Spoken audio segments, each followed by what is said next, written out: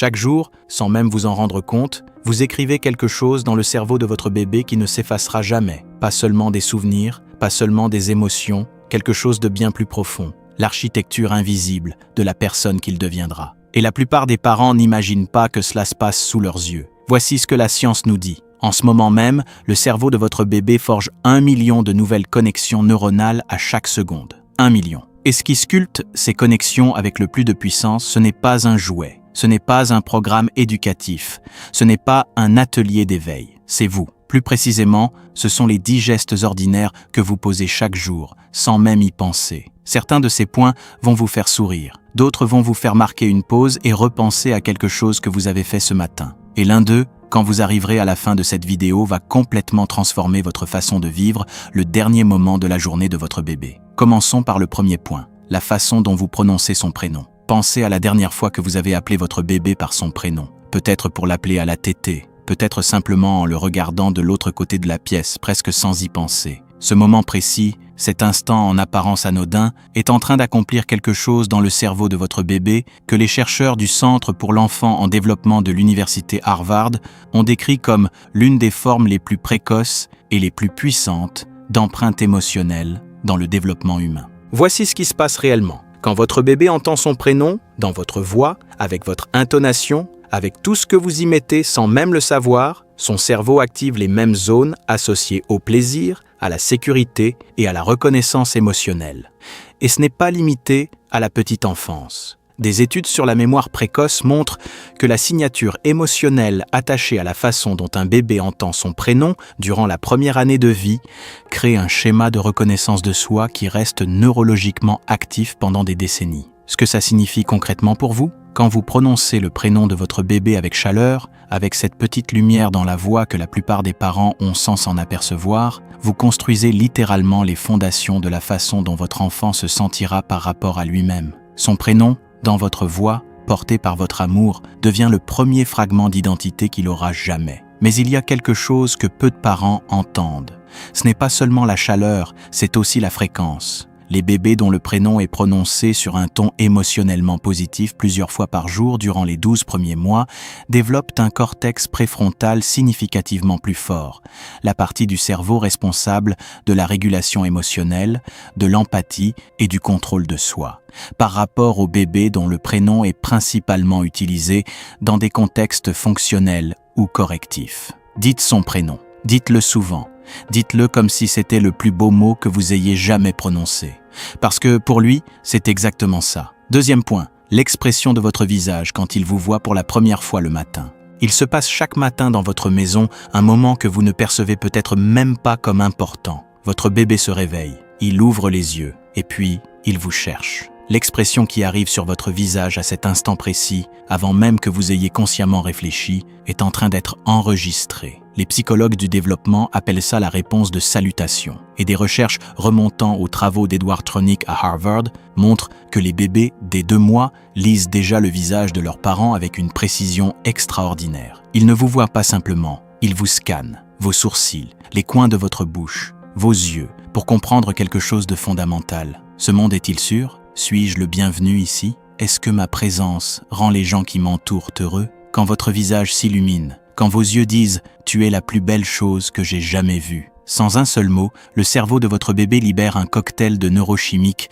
incluant l'ocytocine, la dopamine et la sérotonine simultanément. Ce n'est pas une métaphore, c'est la biochimie d'être vu. Et ce que presque personne ne vous dit, c'est que cette salutation matinale, répétée chaque jour durant la première année, est directement liée au développement de l'attachement sécure. Les bébés qui reçoivent des salutations matinales chaleureuses et cohérentes grandissent pour devenir des enfants, puis des adultes, avec des liens sociaux plus forts, une résilience émotionnelle plus grande et des niveaux de sérotonine de base plus élevés. Le premier visage qu'ils voient chaque matin construit leur système immunitaire émotionnel pour le reste de leur vie. Troisième point. Le fait de poser votre téléphone quand il vous regarde. Celui-là va résonner différemment selon les personnes, et je veux que vous l'entendiez non pas comme un jugement, parce que c'est sincèrement difficile dans le monde où nous vivons, mais comme une information, parce que ce que votre bébé vit quand il vous regarde et que vous regardez un écran est quelque chose que son cerveau enregistre d'une façon précise et documentée. Les chercheurs appellent ça l'effet visage neutre. s'appuyant sur la célèbre expérience du visage impassible de Tronic. Quand un bébé regarde son parent et reçoit en retour un visage vide, sans réponse, même brièvement, son hormone de stress, le cortisol, monte en flèche. Son rythme cardiaque s'accélère. Il tente de renouer le contact. Il tend les bras. Il vocalise. Et si l'absence de réponse se prolonge, il se replie sur lui-même. Voici ce qui est crucial. Les bébés sont incapables de distinguer un parent émotionnellement absent à cause d'une dépression d'un parent simplement absorbé par son téléphone. Le résultat neurologique est identique. Des ruptures micro-répétées dans l'accordage au cours des 12 premiers mois font partie de ce que les chercheurs appellent des micro-ruptures de syntonie. Et si chaque instant isolé est mineur, le schéma sur des milliers d'interactions quotidiennes a une importance considérable. À l'inverse, quand vous posez le téléphone, quand vous croisez le regard de votre bébé et que vous répondez, vous complétez ce que Harvard appelle une interaction, servir et retourner. Peut-être l'expérience la plus importante pour un développement cérébral sain durant la première année de vie. Vous n'avez pas à être parfait. Personne ne l'est. Mais chaque fois que vous choisissez les yeux qui vous regardent plutôt que l'écran dans votre main, vous faites quelque chose que la science dit être destiné à résonner dans le développement de votre enfant pendant des années. 4e point, la façon dont vous répondez quand il pleure. Les pleurs, c'est le son le plus primaire de la biologie humaine. Il active une réponse de stress chez chaque adulte qui l'entend, y compris vous.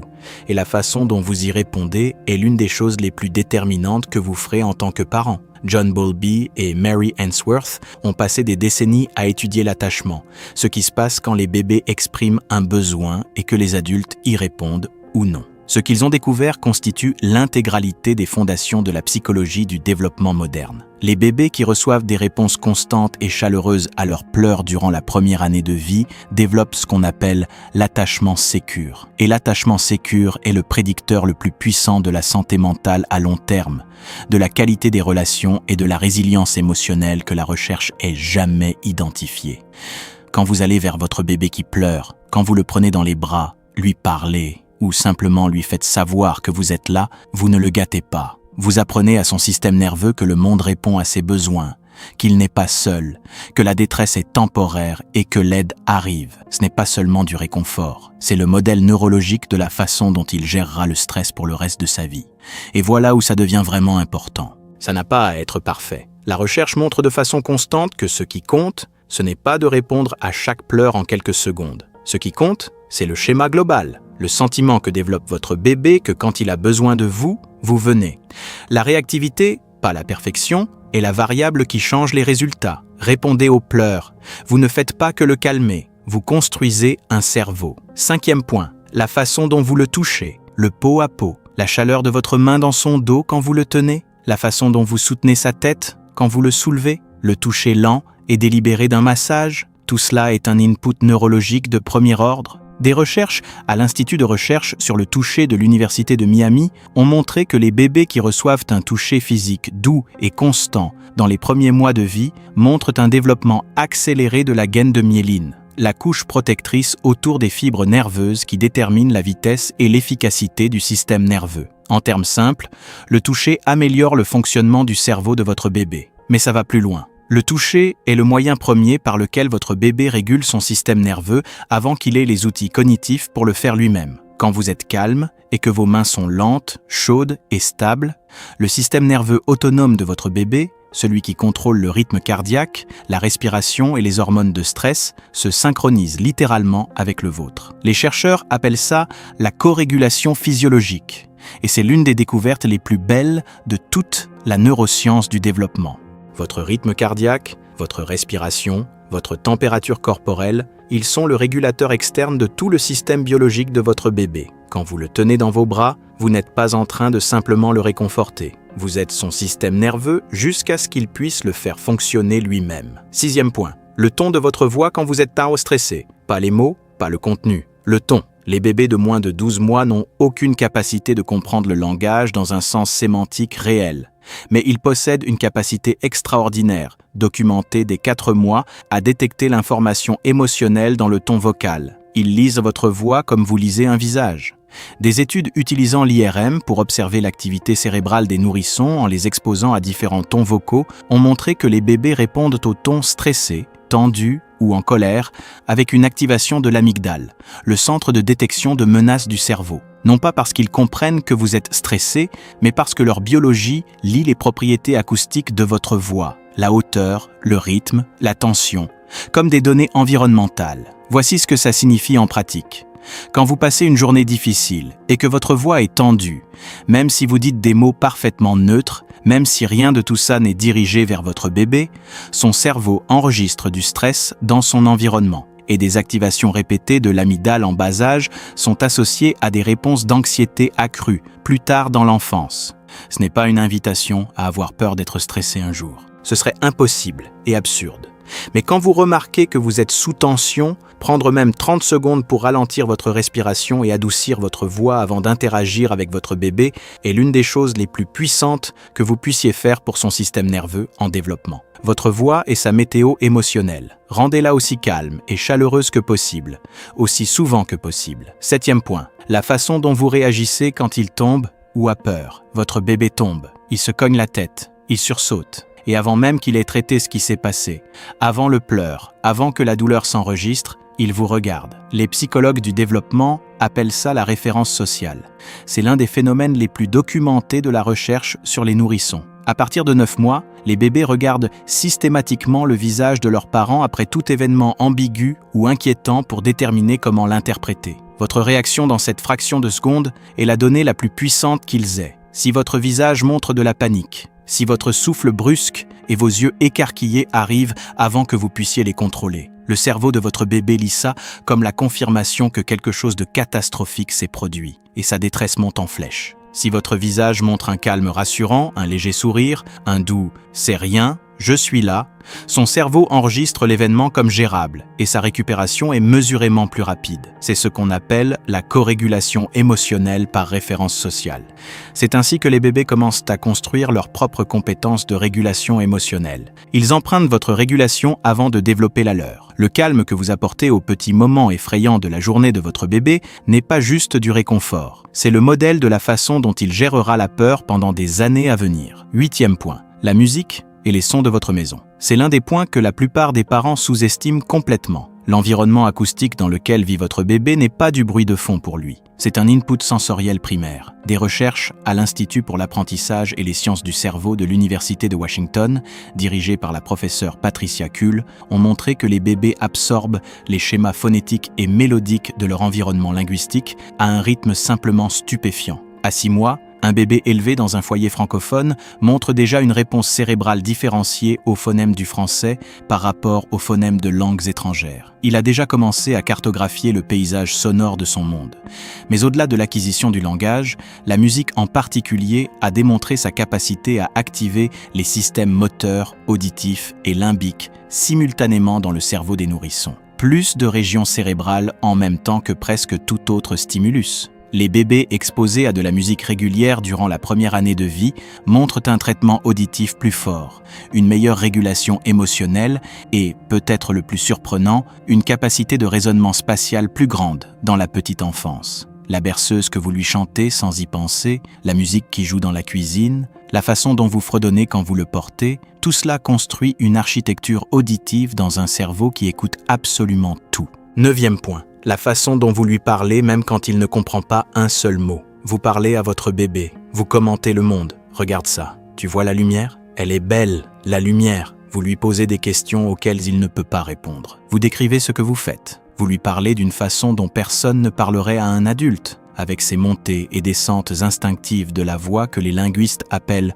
le mamanet. Ce schéma de parole infantile universel qui apparaît dans chaque culture humaine jamais étudiée. Et chacun de ces mots compte énormément. L'étude de référence de Hart et Risley, menée sur 30 ans et comptant parmi les plus importantes de la science du développement, a établi que le nombre de mots qu'un bébé entend dans les 3 premières années de vie est l'un des prédicteurs les plus forts du vocabulaire, de la capacité de lecture et de la réussite scolaire à 10 ans. À 3 ans, l'écart entre les enfants qui ont grandi dans un environnement verbal riche et ceux qui ne l'ont pas eu atteignait 30 millions de mots. 30 millions. Mais ce n'est pas seulement une question de quantité, c'est aussi de réactivité. Les mots qui comptent le plus sont ceux qui répondent à ce que fait votre bébé, à ce qu'il regarde, à ce qu'il essaie de communiquer. quand vous suivez son regard et nommez ce qu'il observe, quand vous répondez à ses babillages comme si c'était une conversation, vous pratiquez ce qu'on appelle le discours contingent, la forme la plus puissante d'input linguistique qui existe. Parlez-lui, dites-lui tout, il écoute chaque mot, et son cerveau construit un système de langage qui le servira pour le reste de sa vie. Et maintenant, nous arrivons au 10e point. Celui-là, c'est le plus important, le moment où vous le tenez avant qu'il s'endorme. Chaque soir, quelle que soit la forme que ça prend chez vous, une tétée, un bercement, une chanson, un simple câlin silencieux, il y a un moment juste avant que votre bébé bascule de l'éveil vers le sommeil où il se trouve dans un état de profonde ouverture neurologique. La science appelle ça l'état hypnagogique, le seuil entre l'éveil et le sommeil.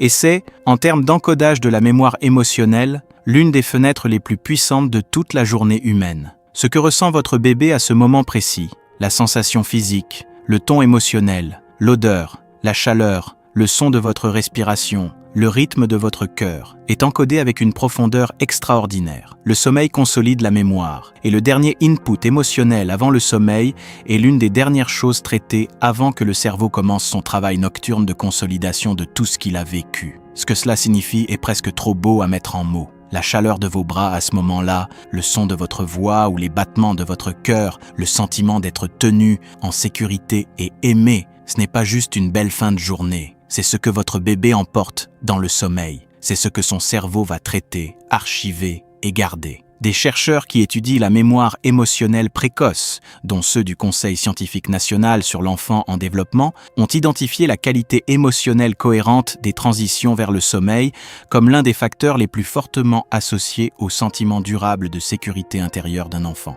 Pas la sécurité au sens physique, la sécurité au sens le plus profond. Cette conviction de base câblée dans le système nerveux que le monde est fondamentalement bon et qu'on est aimé. Vous êtes la dernière chose que ressent votre bébé avant d'entrer dans le monde du sommeil. Vous êtes ce qui l'emporte dans le noir chaque nuit, sans exception. Chaque soir ordinaire qui ressemble exactement à tous les autres soirs, vous lui donnez quelque chose qu'aucun chercheur ne peut pleinement quantifier et qu'aucune somme d'argent ne peut acheter. Vous lui donnez le sentiment d'être aimé sans condition. Et ça, la science nous le dit clairement, c'est ce qui restera en lui le plus longtemps. Pas les jouets, pas les ateliers, pas les étapes du développement atteintes au bon moment. La chaleur de votre présence dans le noir quand il en a besoin pour se sentir en sécurité, voilà ce qui demeurera. Alors la prochaine fois que vous serez assis dans le fauteuil à bascule à 11h du soir, épuisé, en vous demandant si tout ça compte vraiment, oui, ça compte.